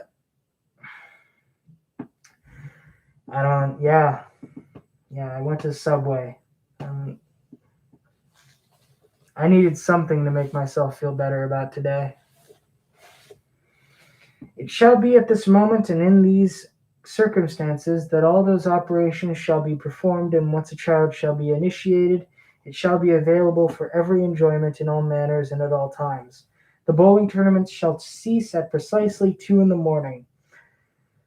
The 4 bowlers designated for nocturnal exercise shall come, in elegant undress, to lead away each of them the friend wherein he is to bed. Each friend shall be provided also with one of the wives with a deflowering subject. With the deflowered subjects there be, or with the storyteller, or with an elder to pass the night, twixt her and his bowler, and all the according to the dispositions whereunto, but with cause it is that he summoned himself to prudent arrangements, whence it may result that each friend varied his companions every night, to be able to do so. Such shall be the daily order of a procedure. In addition, each week of the 17 prescribed at the period of the sojourn of the chateau shall be marked as a festival. There shall be, first of all marriages, first peculiar relating to which shall be available in the due time and place. That's all, folks.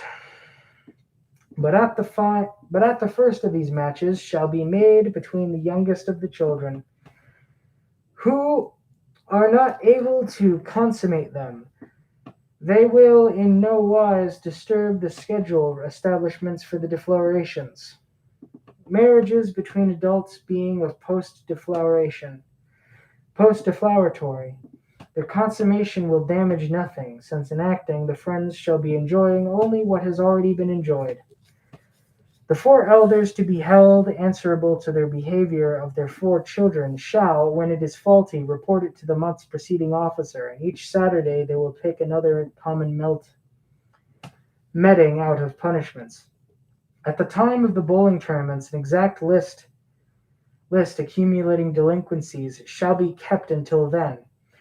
With what regards to behavior in the past of the storytellers and their punishments shall be one half that of the children, because their talents are to some purpose, and talent must always be respected. As for errors in the conduct of the wives, they shall be rewarded by punishments double that of the children. Should any subject in any way refuse anything demanded of them, even when incapacitated or when that thing is impossible, he shall be punished with the utmost severity. 'Tis for him to provide to him, discover ways and means.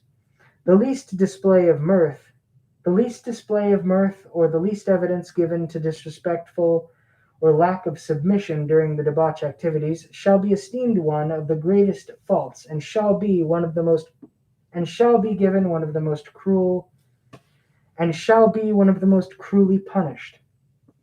Any man taken flagrane delicto with a woman shall be punished by the loss of a limb, when authorization to enjoy the woman has not hitherto been gained to him. The slightest religious act on any part of the subject, whomever he be, whatever be the act, shall be punished with death.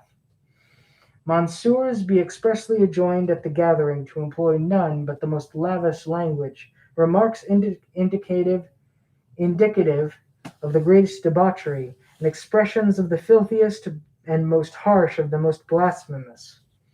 The name of God shall never be uttered, save when accompanied by invectives or precautions, and imprecations, and thus qualified, it shall be repeated as often as possible.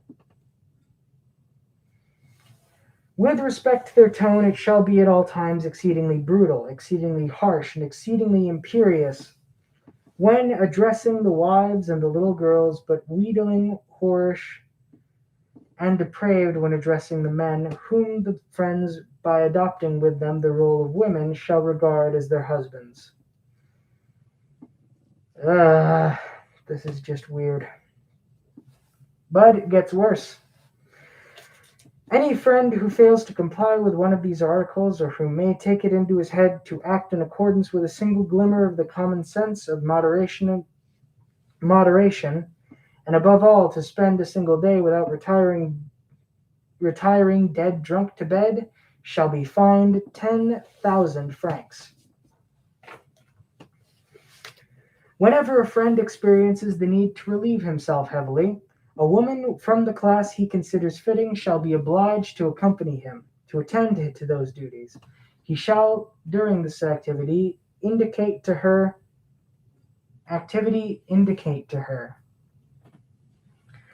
No subject, whether male or female, shall be allowed to fulfill duties of cleanliness whatsoever he may be, and above all, consequent upon the heavy needed relieved, without express permission from the month's presiding officer, and if it be refused to him, and if, despite that refusal, the surrender to this need, his punishment shall be of the very rudest.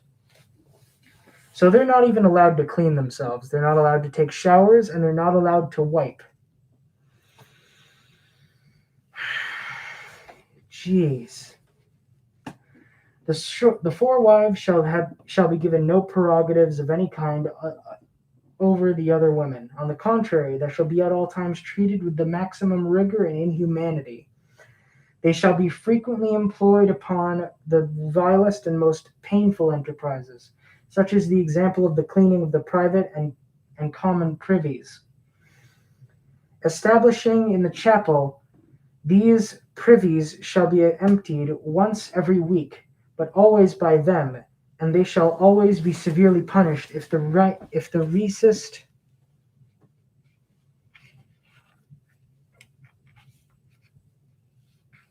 they resist the work or accomplish it poorly.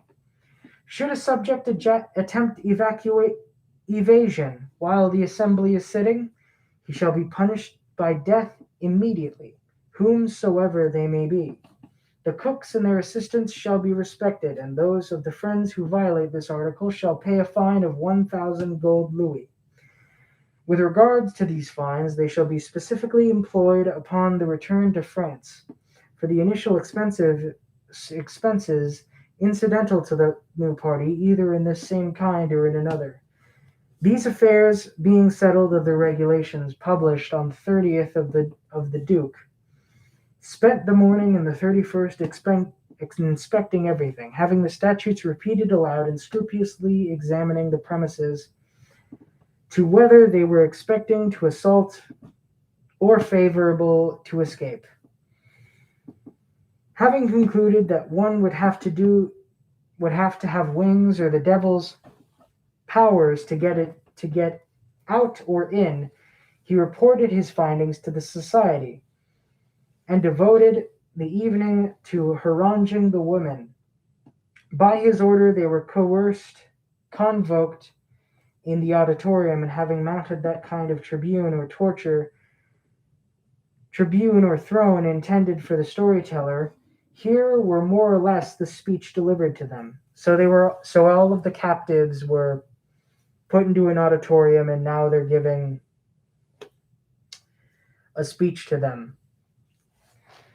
Feeble and fettered creatures, designed solely for our pleasures, I trust you have not deluded yourselves into supposing that the equally absolute and ridiculous audacity given you in the outside world would be accorded to you in this place. 1,000 times more subjugated than would-be slaves, you must expect naught but humiliation, and obedience is that virtue whose use I recommend to you all. It and no other benefits your present state. Above all, do not take it into your heads to rely the least upon your charms. We are utterly indifferent to those snares, and you may depend on it. Such bait will fail us.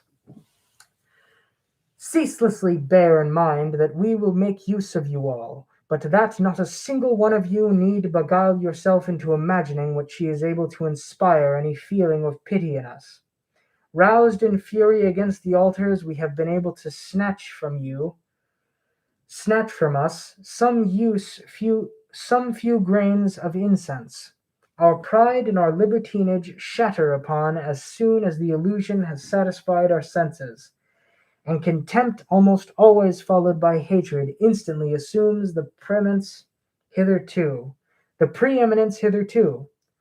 Accompanied by our imagination, what, furthermore, might you offer that we do not know by heart already?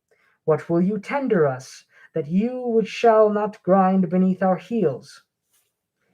Often at the very moment of delirium transports, useless to conceal it from you, your service will be arduous. It will be painful and rigorous, and the slightest delinquencies will be requited immediately with corporeal and afflicting punishments. Hence I must recommend to you prompt exactness, submissiveness, and a total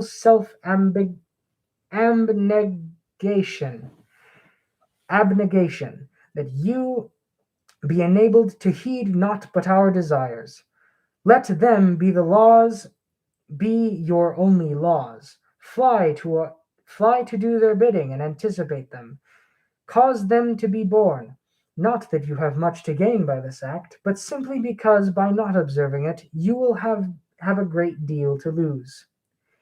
Give a thought to your circumstances, that which you are, and what you are, and may these reflections cause you to quake. You are beyond the borders of France in the depths of an unheard forest, high amongst naked mountains. The paths that brought you here were destroyed before you. You advance along them. You are enclosed in an impregnable citadel. No one on earth knows that you are here. You are beyond the reach of your friends, of your kin. In so far as the world is concerned, you are already dead. And if you breathe, 'tis by our pleasure, and for it only. And what you are the persons to whom you are now subordinated? Beings of profound and recognized criminality who have no God but their lubricity, no laws but their depravity, no care but for their debauchery. Godless, unprincipled, and unbelieving profligates, whom the least criminal is soiled by more infamies than you could number, and in those eyes the life of a woman. What do I say, the life of a woman? The lives of all women who dwell at the face of the earth are as insignificant as the crushed as the crushing of a fly. They're all, doubtless, be few you.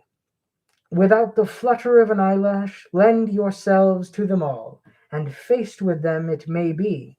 Show patience, submission, and courage, if unhappily some amongst you succumb to our passions, intemperance. Let her adjust bravely to her fate. We are not going to exist forever in this world, and the most fortunate thing that can befall a woman is to die young. Our ordinances have been read to you. They are very wise and well designed for your safety, and for our pleasures. Obey them blindly and expect the worst from us should we be irritated by your misbehavior. Several amongst you have ties with us, I know, and perhaps they embolden you.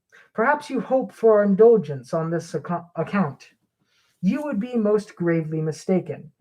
Were you to do much more by them, no blood attachment is sacred in the view of people like ourselves, and the more they seem so to you, the more their rupture will simulate the perversity in our spirits.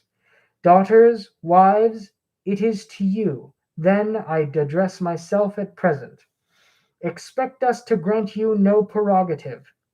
You are herewith advised that you will be treated with even greater severity than the others, and that specifically to point out to you with, with what scorn we view the bonds hereby and perhaps think us constrained. Moreover, do not simply wait for us to specify the orders we would have you execute.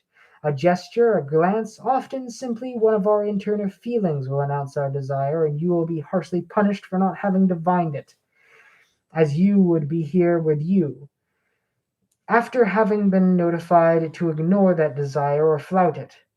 It is up to you to interpret our motive, our movements, our glances, our gestures, to interpret our expressions, and above all, not to be mistaken as to our desires. Let us suppose, for example, this desire were to see a particular part of your body, and that, when I read bad books, my nose gets itchy, and my nose is very itchy right now. Let us suppose, for example, this desire where we want to see a part of your body, and that through clumsiness you were to exhibit some other. You appreciate to what extent such contempt would be upsetting to our imaginations, and you are aware of all that risks by chilling the mind of a libertine who, let us presume, is expecting an ass, for who is expecting a donkey for his bowling pins, and to whom some fool presents a kitty cat. By and large, offer your fronts very little and to our sight. Remember that this loathsome part, which only the alienation of our wits could have permitted nature to create, is always in one or most of the most repugnant. And relative to your donkey itself there are precautions to observe. Not only would you be well advised upon presenting it to hide the odieux salaire which accompanies it, but it behooves you to avoid display at certain movements of a donkey, in that certain state whereas other folk may desire always to find it. You probably understand me, and furthermore, the four dana, diuna, will finish you later on with instructions, will complete the examination of everything.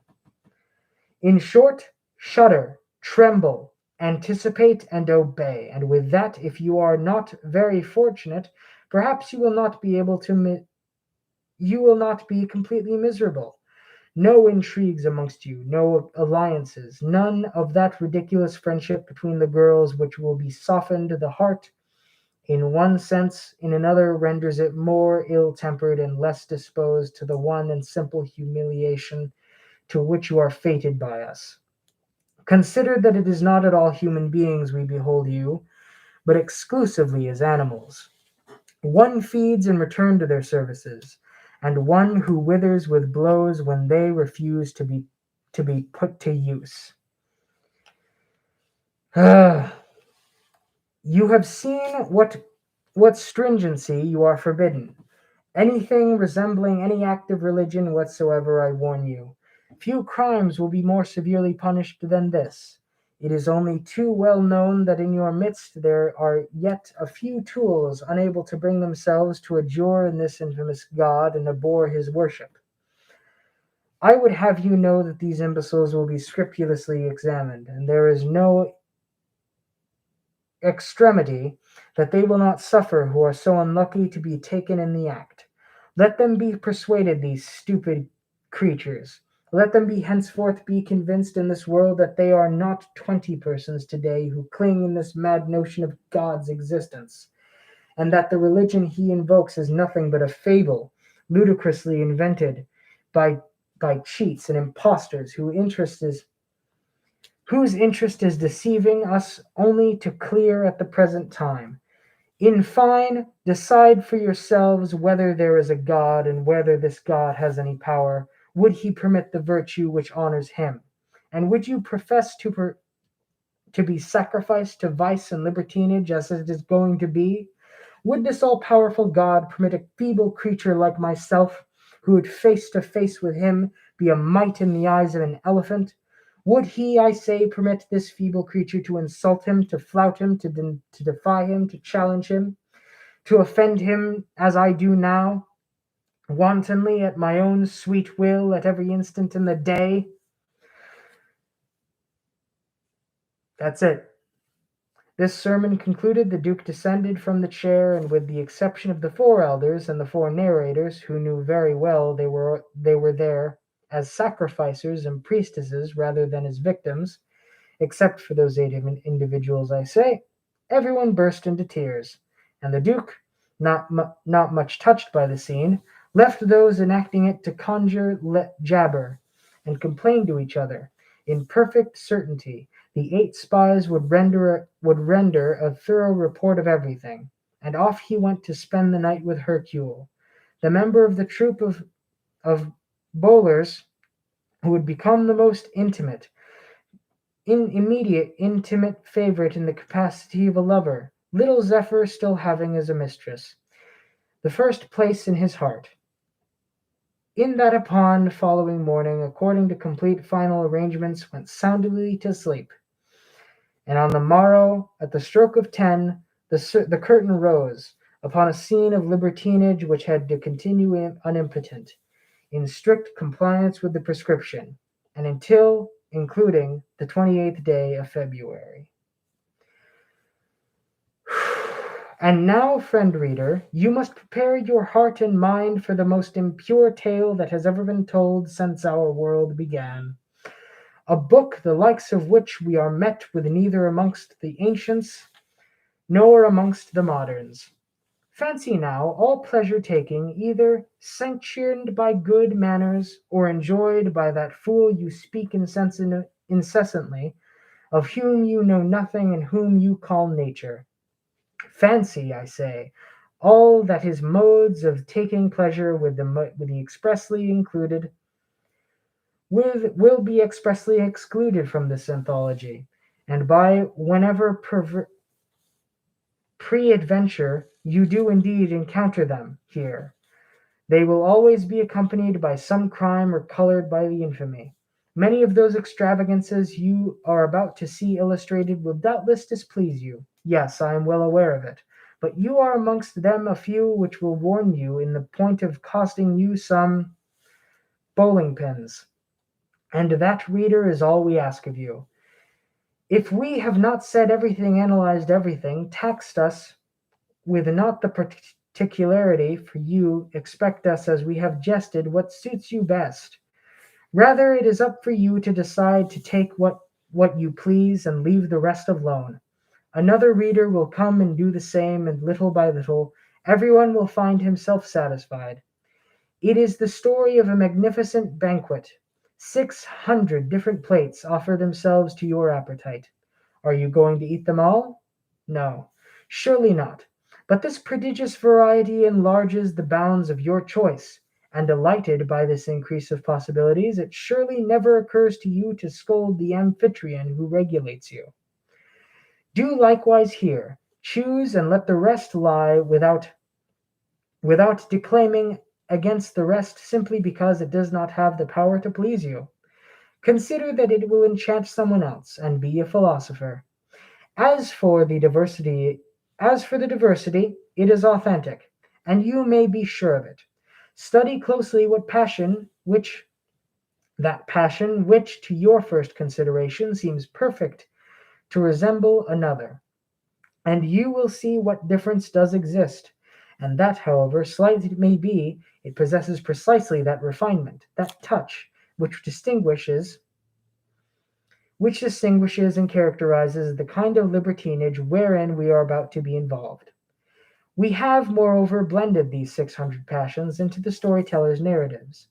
There is one more thing whereof the reader we are to have foreknowledge. It would have been too monotonous to catalogue them one by one outside the body of the story, but as some readers not much learned, it is manners it in these matters might perhaps confuse the designated passions which adventure for simples of the this mark indicates the exact place where the account of the passions begins, and the end of the paragraph always indicates where it is finishes.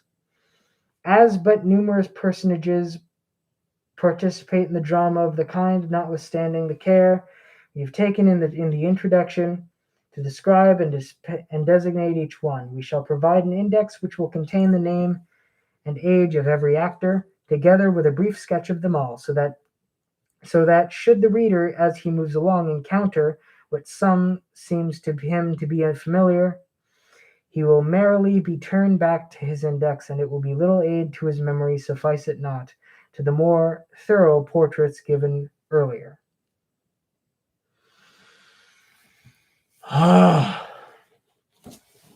Okay, end of part one. Jeez. Okay. So at the very, very end there, he was like, oh, different strokes for different folks. Don't judge me just because you don't like what I like. But, I mean, you heard what I heard, right? An entire introduction went by before he finally got to that little, citation or whatever. I smell like a rat's nest. Oh, and I look like one too. Whatever. So, yeah, that was the introduction. It took 2 entire videos to get through, but there it was. And after this, I think it eventually divulges, it's going to talk about how, the daily lives of the subjects, but eventually it's going to, I read one version of the story where it sort of degenerates into just a list of different fetishes. And if that happens here, then, well, that'll be fun. But honestly, I didn't stop to make any comments because I just wanted to get this thing over with. So I'm sorry if that was hard to get through or if I was just too silent. didn't say anything of fun or value. I'm tired. I am disgusted. I'm going to go to my happy place and watch a nice movie. Maybe I'll play Deltarune again. There were problems with audio, so I didn't upload the other videos that I wanted to upload, but it's neither here nor there.